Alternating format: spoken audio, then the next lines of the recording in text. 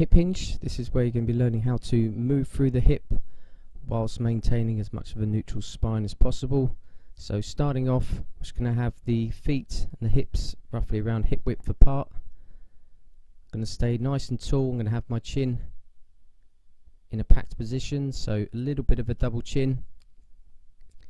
Also notice I've got my hands on the front of the thigh here, and we're going to try to maintain as much contact with the thigh as much as possible through the movement. I'm going to try and keep my shoulder blades back, so try not to let the shoulders round forward.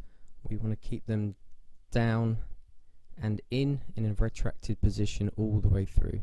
So it's very important, especially when you start using a barbell or dumbbells or some sort of load to the front.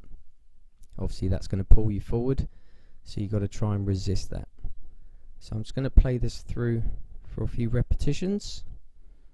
So it's very hip dominant. We're looking to move through the hip whilst maintaining minimal knee flexion. So I'm just going to hold it at the bottom. So just holding it here.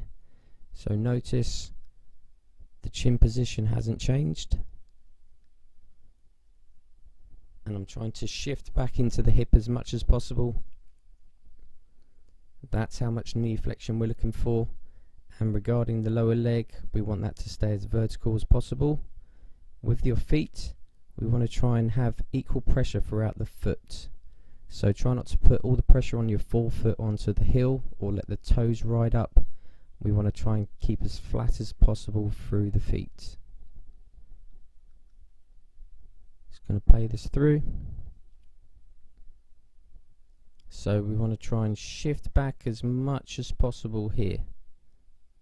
So there's going to be a big stretch in the hamstrings, which is normal. This is as low as you need to go. And then coming back up through the top. It's going to play at a half speed now.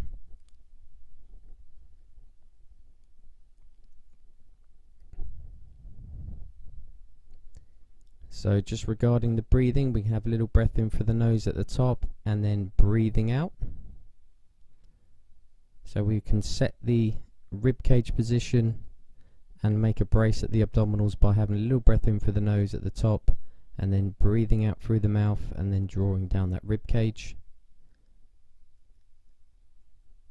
And then coming through the actual movement.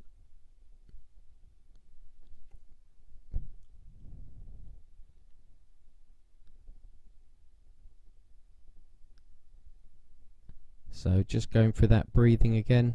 So a little breath in for the nose at the top and then breathing out, drawing down the rib cage, and then before the movement starts you can have another quick breath in for the nose, holding your breath as you come through the lift,